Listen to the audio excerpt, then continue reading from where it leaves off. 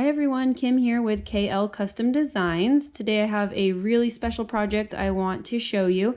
This is a fabric ornament made from a loved one's clothing, someone who recently passed away in our family. So I went ahead and collected a couple t-shirts that were left behind that we will go ahead and turn into these beautiful little keepsake memories that everyone in the family will be getting this year. So I'll go ahead and show you the supplies I need to do this project, as well as walk you through the steps to make one. These are so easy and they really carry a lot of value for the entire family. So I'm really excited to show you guys this one. So we'll keep this one as our cute little sample. You can see I went ahead and did a blanket stitch around. It is front and back of the t-shirt. We got some cute little buttons down the front. This is all folded over as well. And it has little hangers that you can make too. So again, real simple, beginner level project. So I'll go ahead and show you all the supplies we need. So first I went ahead and drew a template for this. It's nothing fancy, measures about, I would say, 4 inches by 3 inches.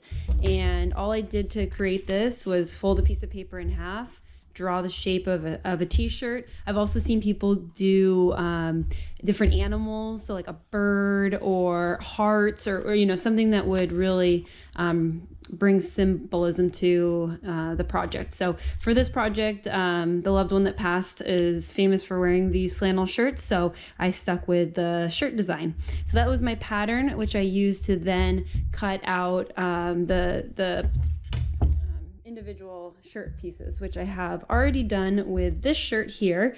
I was able to get 22 individual little shirts out of it, again, front and back, and I didn't even dive into the arms of the sleeves. That was just using the front. What I recommend doing is keeping the shirt actually buttoned down the front if you're using a shirt, and then placing your pattern across in as many places as you can, and just outline it with either a washable marker. I used a Sharpie and then made sure I cut on my lines on the inside so that the marker didn't show. Whatever works best for you. There's really no right or wrong way to do this. And again, I was able to get 22 out of an adult, large size shirt, and I didn't even use the arm. So you can get a lot more out of the project if needed. So once you get all of your pieces cut out, again, I have them all here.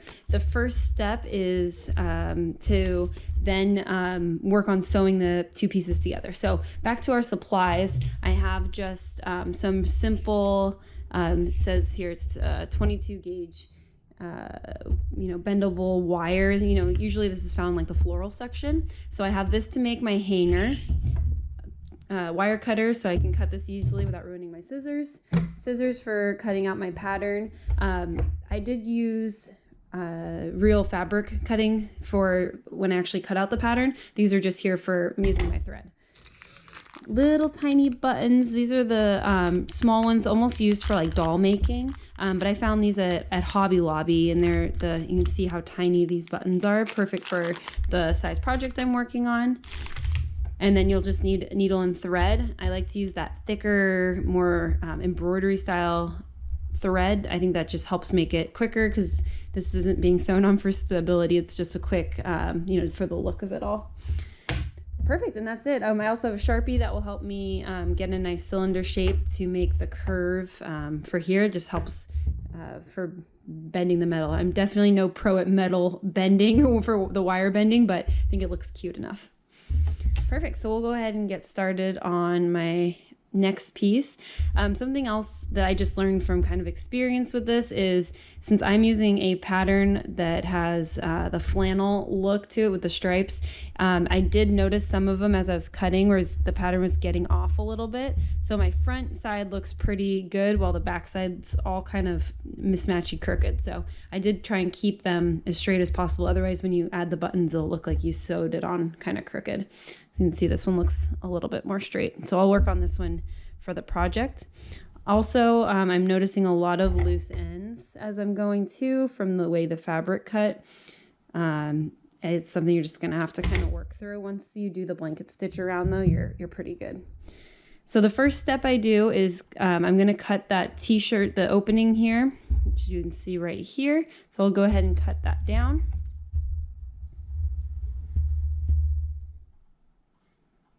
go. Again, no real right or wrong way to do this. So that's going to look really cute right there. All right, and then before we sew in, I do like to add the buttons first so that we don't have it sewn along the back. And because this is such a tiny piece to work with, I end up using the thread in a couple pieces instead of using one long piece to go around the whole thing, just because otherwise it starts getting kind of knotted on me is what I'm finding. But I'll go ahead and sew on the first 4 buttons, and then if I have enough thread for that, I'll go ahead and sew my 2 collars down and then rethread to go all the way around. So I'll go ahead and get started on this piece, and I'll speed up the video here and you can watch me get that started.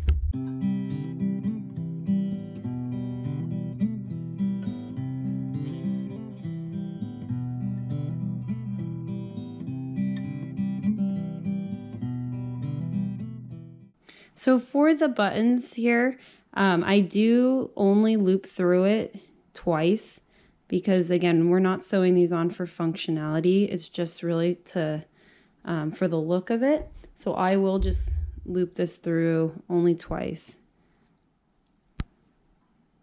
And that will be enough. So I'll go ahead and finish up these buttons, and I'll see you at the top.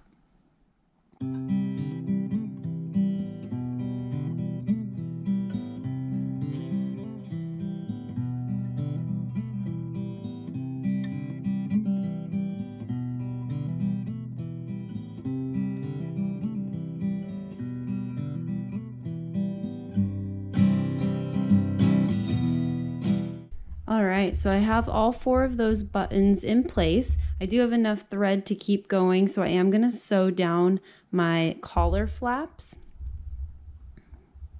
And again, I like to do as much as I can with it in one piece of thread before I have to start the outside. So I'm actually going to take the thread from the back and go all the way to the top of this panel here and just stitch it down. Not doing anything fancy here, just because I just need it to stay in place and I don't want it sticking to the back piece.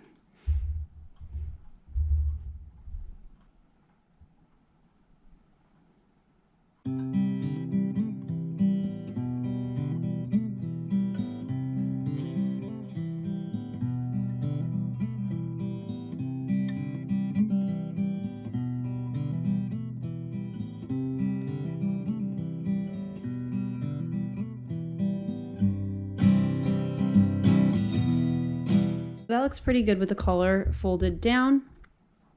The next thing we're going to do is put our 2 pieces together. And I like the look of the blanket stitch all the way around. I'll show you on this one here. It kind of also helps with the edges as they start to fray with time. This will kind of hold everything together really nice.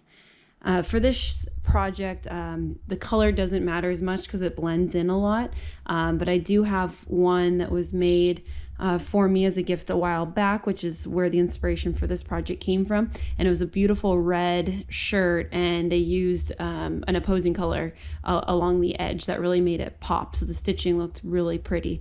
So again, that's something to think about as you come up with your creative ideas for this project. Wonderful. So I'm going to go ahead and start the blanket stitch here. If you're not familiar with this stitch, I'll show it to you real quick. But I'm going to go ahead and change my yarn first here. Excuse me, my thread first.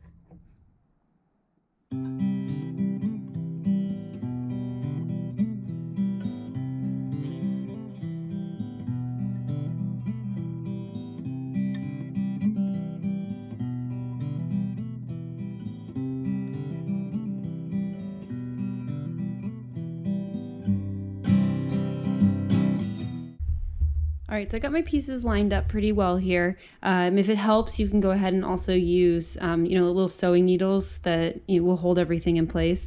For me, this is quick enough that I can just kind of manipulate it as I go around. But we'll go ahead and start with the blanket stitch. If you're not familiar with that stitch, I'll do my best here to show it to you, how I get it started and do it. And we'll do a few stitches together, and then I'll meet you around at the end.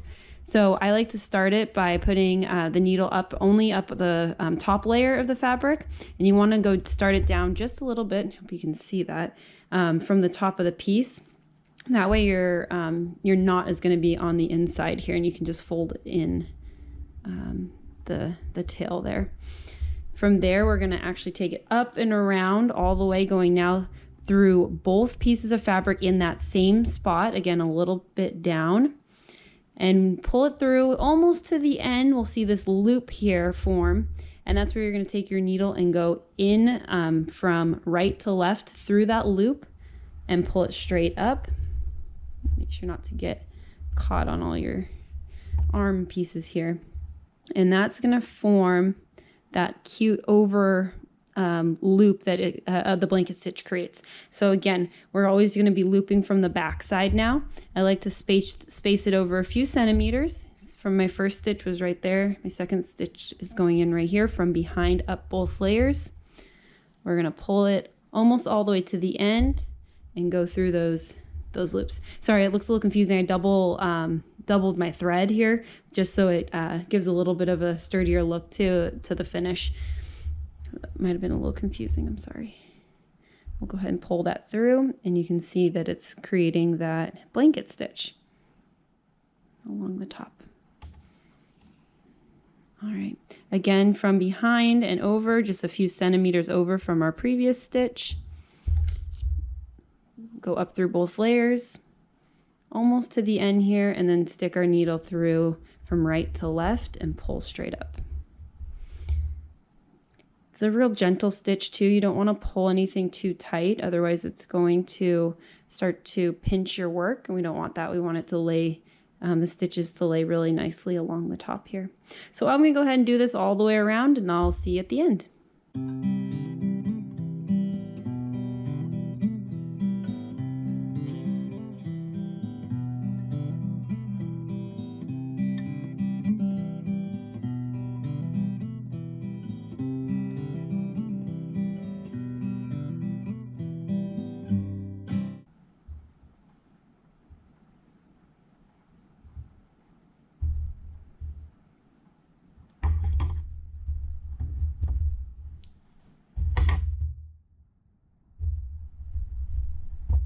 All right, so we have finished the blanket stitch all the way around.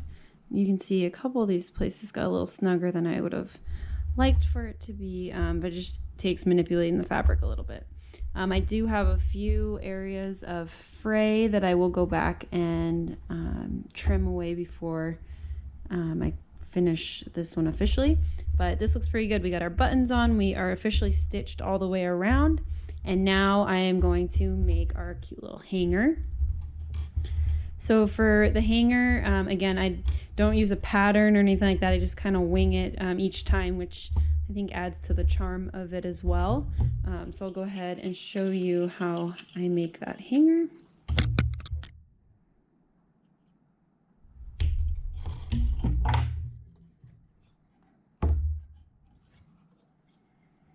All I'm doing is kind of just wrapping around the pen to get that initial shape started, and then going over as far as I feel necessary for the base of the hanger, and then again just kind of molding as I go. That looks about right. And then get up to the top, and we'll wrap it a few times for that kind of style look.